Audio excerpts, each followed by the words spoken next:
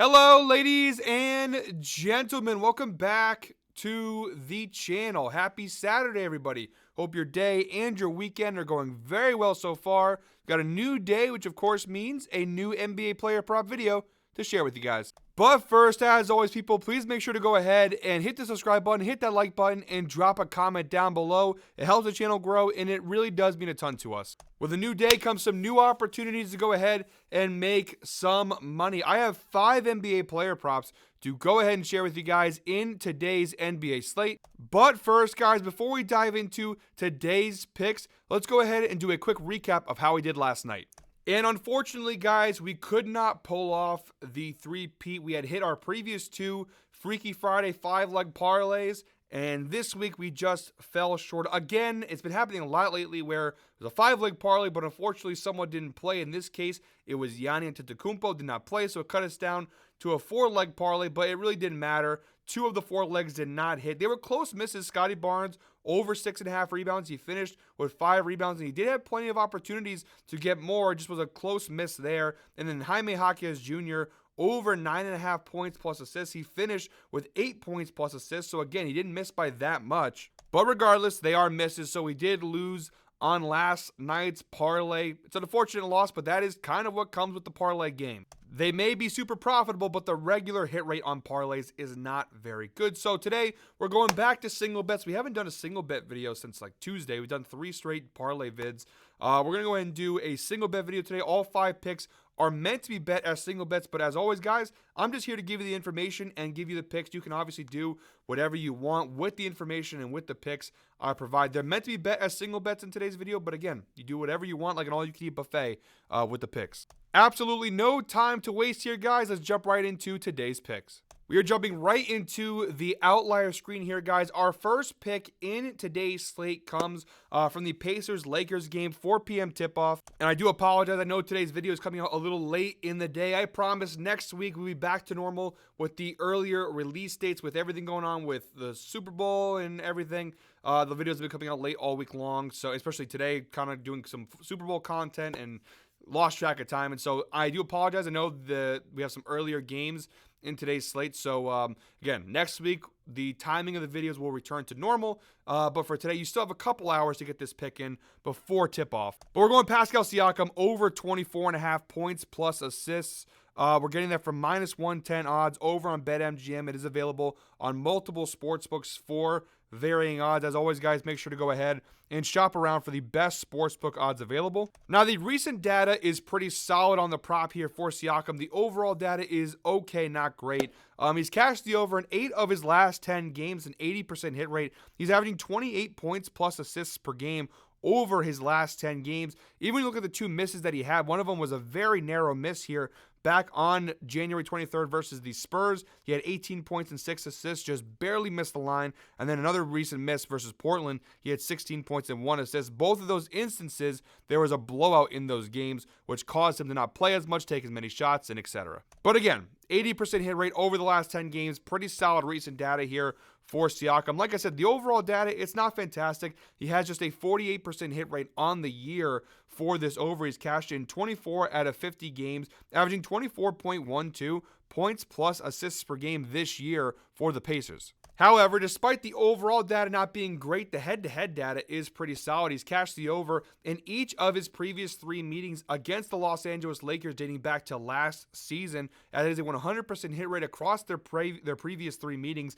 and he's averaging a whopping 31.33 points plus assists per game over their last 3 meetings. Their matchup on March 24th of last year kind of skews the data a little bit here because obviously he had a really big game versus the Lakers, and that one was a massive high-scoring game for both sides. But he scored at least 28 points plus assists in each of the previous 4 meetings. That also dates back to his time as a member of the Toronto Raptors. They haven't played yet this season, so we have no real recent data to go off of, but he's had some pretty good success against the Lakers over the last year or so, and that goes across 2 different teams with the Raptors and the Pacers. Overall, the Lakers, they rank decently 11th in scoring defense in terms of points allowed, but if you actually watch the Lakers, the eye test would tell you this team really struggles defensively, especially with some of the recent moves they made. Look, Luka's supposed to make his debut tonight. That is very exciting. However, defensively, this team has a lot of question marks. I don't know if Mark Williams will be ready to go tonight. If he is, he's not really a great defensive big.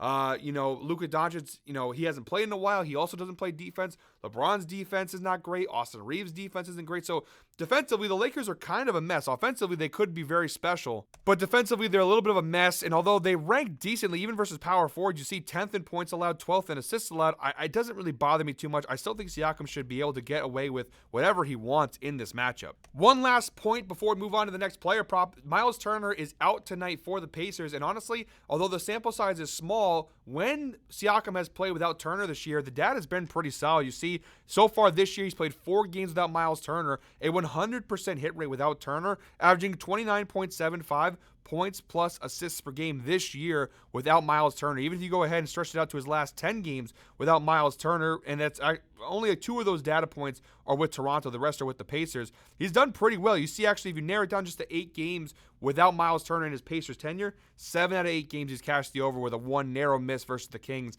last year. So when Miles Turner doesn't play, Siakam usually comes out and performs well. So I think we got a pretty good spot on our hands here with the Siakam prop. All right, guys, our second player prop in today's slate comes from the Warriors-Bulls game, 8 p.m. tip-off. We're going Steph Curry of the Golden State Warriors over 5.5 assists. We're getting this one for -125 over on FanDuel. It is, of course, available on multiple sports books for varying odds. Again, the data is not too shabby on this one. The recent data is okay. The overall data, actually kind of the reverse of the last player prop, where the recent data is okay, but the overall data is pretty solid. Curry has cashed the over in 5 of his last 10 games. That is a 50% hit rate, averaging 6.1 assists per game over his last 10 games. However, the further you go ahead and stretch the data out, the better the data looks. Look at the last 20 games for Curry, a 60% hit rate, 12 of his last 20 games, averaging 5.7 assists per game over his last 20 games. And then you have the overall season view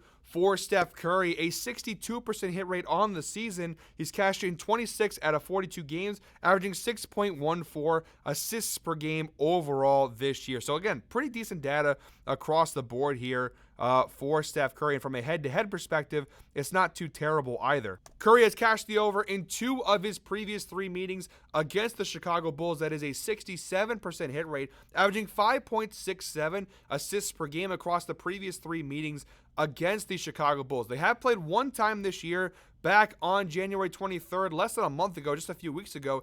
He did cash the over. He had 7 assists in that game. He played about 30 minutes. However, he had 17 potential assists in that game. So he finished with 7, but he had 17 potential assists. So a lot of opportunity in their previous meeting. And honestly, that makes sense. The Bulls overall this year are the 2nd worst team in the NBA in terms of assists allowed to opposing teams overall, versus point guards are the worst team in the NBA, 30th in the league, giving up an average of 10.5 assists per game to the point guard position this season. So pretty good matchup here for Steph Curry. You know the Bulls defensively have been a mess all season long, one of the worst defensive teams in the NBA. You also have the debut of Jimmy Butler, which could kind of increase these numbers for Steph Curry. Maybe he feeds the ball to Butler a little bit more often. That creates some more assist opportunities for him. So it remains to be seen what this looks like with Butler in the lineup and how their offense will work. But I think Jimmy Butler's arrival could only increase his assist numbers, as he now has another scorer, a number 2 scorer, to kind of feed off of. So I do think we'll have a decent number of assists here for Steph Curry.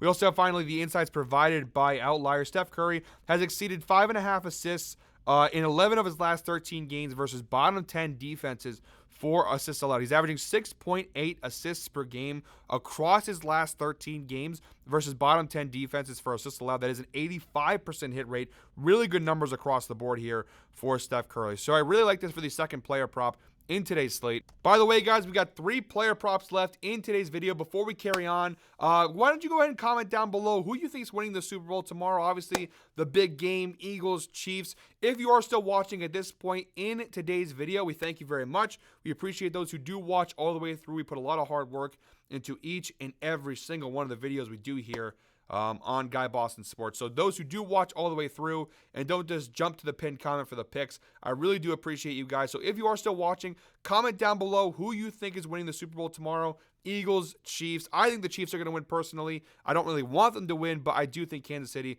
will pull off the three-peat. So comment down below who you think is winning the Super Bowl in tomorrow's matchup. All right, guys, our third player prop in today's slate comes from the Celtics-Knicks game, 8:30 p.m. tip-off. We're going Karl Anthony Towns of the New York Knicks over 22.5 points. We're getting this one for -120 over on FanDuel. The data, again, it's okay. It's not terrible. It's not great, though.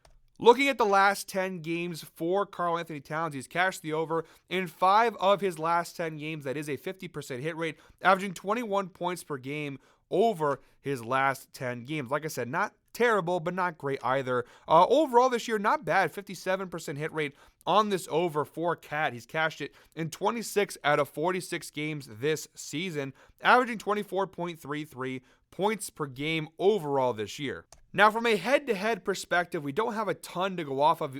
He's cashed the over in just one of his previous 3 meetings against the Boston Celtics. Now, 2 of those 3 meetings were last year when he was a member of the Minnesota Timberwolves, where he's playing more of a power forward role, kind of a different setup. This year, obviously, more of a pure center for the Knicks. He has played Boston once this year as a member of the New York Knicks, but it was all the way back on October 22nd, very early at the very beginning of the year. He had only been a member of the Knicks for a few weeks. At that point, if you remember, that trade with Minnesota happened pretty late into training camp. So he'd only been with the Knicks for a few weeks before they played the Celtics. It was a blowout game where the Celtics killed the Knicks. He only had 12 points in the game, but he only played like 24 minutes. So, kind of a weird game to go off of. It was like, I think either his first or second game as a member of the Knicks. And like I said, he only played like 24 minutes. He did shoot 5 for 9, so it wasn't a bad game from him, but he just didn't play a ton, and the Knicks obviously got blown out. So kind of a weird game to go off of. Now, overall, the Celtics, they do rank pretty well defensively versus centers. They actually are the best scoring defense in the NBA, only giving up 15.6 points per game to opposing centers. But that data point is a little misleading because if you watch the eye test, this is why numbers, look, I'm a big analytics guy. I preach how analytics are the name of the game in every one of my videos, and it is the truth. However, sometimes the numbers don't paint the picture accurately, and this is one of those circumstances where Boston ranks very well defensively versus centers. Historically, though, if you watch the games, they have struggled with big guys, especially elite big guys like Towns. Look, if guys, and I'm not trying to take shots here, but like if Onyeka Okongwu or Nick Richards or Brook Lopez come to town, Boston could probably handle them. But guys like Jokic, Embiid, Towns, Giannis, I know Giannis isn't technically a center, but they typically, with these elite bigs, Sabonis, they have struggled in the past. I think Karl Anthony Towns, again, we don't have a lot to go off of here from a head-to-head standpoint, but I don't know if Porzingis defensively can keep up with Towns offensively. So although the head-to-head matchup on paper may not seem great, I do think Towns can get the best of Porzingis here. They've also had a couple of days rest. They haven't played since February 4th, so that could be an advantage for Towns as well going up against Porzingis. So I do like the matchup overall. And yeah, I know the data is okay, not great, but I do think that he can get the best of Porzingis in this spot. So that is the third player prop in today's slate. Moving on to our fourth pick in today's slate. Speaking of Nikola Jokic, we are targeting the Nuggets-Suns game, 9 p.m. tip-off. We're going with Jokic here over 52.5 points plus rebounds plus assists, which we're getting from -110 odds over on DraftKings. I'm going to give you guys a disclaimer here. The data is not fantastic on this player prop, but I do like the matchup overall for Jokic. Look at the last 10 games. Like I said, not great. He's cashed the over in just 4 of his last 10 games. That's a 40% hit rate, averaging 51.1 points plus rebounds plus assists per game over his last 10 games. Now, to be fair, a lot of narrow misses here. You see here, January 21st versus Philly, he missed it by 3. January 31st, again versus Philly, missed it by 3. February 3rd versus New Orleans, he missed it by 2. February 6th, versus Orlando, he missed it by 3. So yes, the recent data is not fantastic. The line is definitely elevated due to the matchup as well with the Phoenix Suns here. But even when he's missing, he's very narrowly missing. This is actually a pretty good player prop. If you're looking for an alternate line for a parlay, this one is not too bad here. If you were to go ahead, for example, and take him at 49.5, which obviously is -180 over on DraftKings, which isn't too bad. Look at how the data changes. Now he's cashed in 8 of his last 10 games when you use that data point. So again, if you guys are looking for an alternate line, that's not bad at -180. But again, we're doing single bets here, so we're going to the over at 52.5 from -110, and the recent data at least, doesn't look great. on paper and at first glance. Now, the overall data is actually not bad at this prop. He's cashing it at a 54% hit rate overall this year, averaging 52.72 points plus rebounds plus assists per game overall this season. So like I said, the recent data, you can see it right here on the chart. The recent data is not great, but the overall data for Jokic has been pretty solid. Now, this data point is the most alarming to me, is the fact that from a head-to-head standpoint, he has not had a ton of success versus Phoenix. Now, to be fair, when I say he hasn't had a ton of success, I'm of course talking about his success in terms of hitting this line. He's had some pretty good games versus Phoenix over their last 5 meetings. That being said, he's failed to cash this over in each of the previous 5 meetings against the Phoenix Suns. He's played them twice this year already. He finished with 41 and then 42 respectively points, rebounds, assists in those 2 meetings this year against the Suns. So Tasso, why do you like this then if the data is not great? Well, again, it's the matchup. And Phoenix this year has been disastrous in terms of defending the center. Look at the numbers overall this year. The second worst defense in the NBA in terms of points allowed to the center position. They're 26th in rebounds allowed, 16th in assists allowed. So it's a really, really solid matchup for Jokic. I know they recently traded for Nick Richards, but I still don't think Nick Richards is the solve. Oh, Jesus, that was a horrible brain fart there. The solution, not solvent, the solution to their defensive woes down low. And I still think Jokic should be able to dominate Nick Richards in this matchup here. So I like the spot here for Denver overall. I like the spot for Jokic. I just think Phoenix defensively, they're not going to be able to hang with Jokic. Again, I know he hasn't cashed it yet in each of their previous 5 meetings, but I'm willing to take a shot on this one. It's minus 110, so pretty decent value as well. I'm willing, 54% hit rate overall this year. I'm willing to go ahead and take a shot on this prop, especially when you're dealing with a player like Nikola Jokic. So that's the 4th player prop in today's slate. And our 5th and final player prop in today's slate is another player prop where the data is not fantastic, but it really is a matchup player prop. For me, we got Pelicans Kings 10 p.m. tip-off. We're going Malik Monk of the Sacramento Kings over 31.5 points plus rebounds plus assists, which we're getting for minus 115 odds over on FanDuel. It is, of course, available on multiple sports books for varying odds. And like I said, the data is not great. The recent data is actually not terrible. You see the last 10 games, he's cashed the over in 5 of his last 10 games. That is a 50% hit rate, averaging 30.7 points plus rebounds plus assists per game over his last 10 games. You go ahead and stretch that data out a little bit to the last 20 games. You see a 60% hit rate, 12 of his last 20. He's cashed the over, averaging 31.55 points plus rebounds plus assists per game over his last 20 games. Now, it should be noted this line is definitely elevated. It normally wouldn't be this high. There's a couple circumstances that have led to the line being elevated.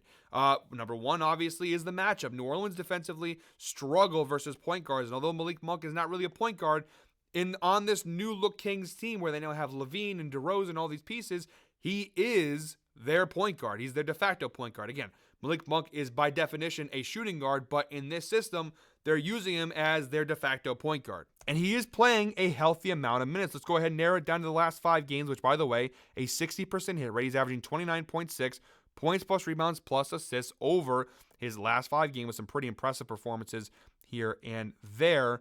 He's averaging about 35 minutes per game. The last game out versus Portland just a couple days ago, he played almost 39 minutes in that game. So Malik Monk is getting a healthy amount of playing time, a healthy amount of touches. Look at the shot attempts. He's averaging 18 shot attempts per game, 20 the other night versus Portland. Rebound chances, averaging 10.8 per game. Potential assists, 9.8 per game. So the volume is certainly there for Malik Monk. And obviously the matchup, like I mentioned, the Pelicans, 26th overall in points allowed, 28th overall in rebounds allowed, and 25th overall in assists allowed. Versus point guards, if you want to go ahead and narrow it down, this is one of the worst defensive teams in the NBA against the point guard position. Bottom 3 in all of these key categories, 28th in points, 28th in rebounds, 29th in assists. So a really solid matchup here for Malik Monk against a Pelicans team that has really struggled defensively all year long. And like I said, the data is not great. He's failed to cash the over each of his previous 5 meetings against the Pelicans. To be fair, he's only played them once this year back on December 12th. And again, that was back when he was coming off the bench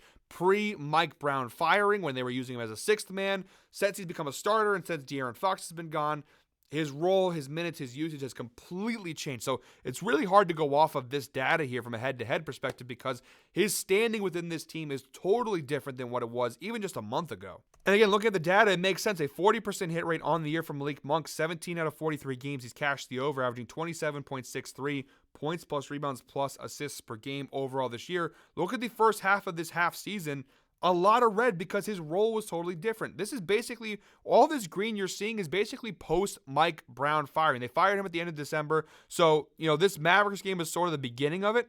And maybe even that Lakers game technically was the beginning of this. But you see, since the firing of Mike Brown, a lot of green here for Malik Monk. Overall, I think the matchup is too sweet to go ahead and ignore. And the way that Malik Monk has been playing of late, he's really making a name for himself now in Sacramento. This Kings team's very interesting to me, the way they're built. Losing De'Aaron Fox, you'd think their season's over. But with Malik Monk playing the way he is, with the addition of Zach LaVine and how he's been playing overall, this Kings team's very interesting. But all right, guys, those are all 5 player props in today's NBA slate. As always, guys, thank you very much for watching. One more time, please make sure to go ahead and hit the subscribe button, hit that like button, and drop a comment down below. It helps the channel grow, and it really does mean a ton to us. Make sure to go ahead and check out all of the great content over on the channel right now. Obviously, H2H, our Super Bowl edition, dropped yesterday. Make sure to go ahead and check that out. Our season finale for the NFL H2H. We also announced on that video yesterday that starting not this week, basically after the All-Star break, H2H NBA edition is coming out. So look forward to that with me and Ev doing some NBA content together weekly. That's going to be a lot of fun. We all have our individual Super Bowl videos. Trey's came out earlier in the week.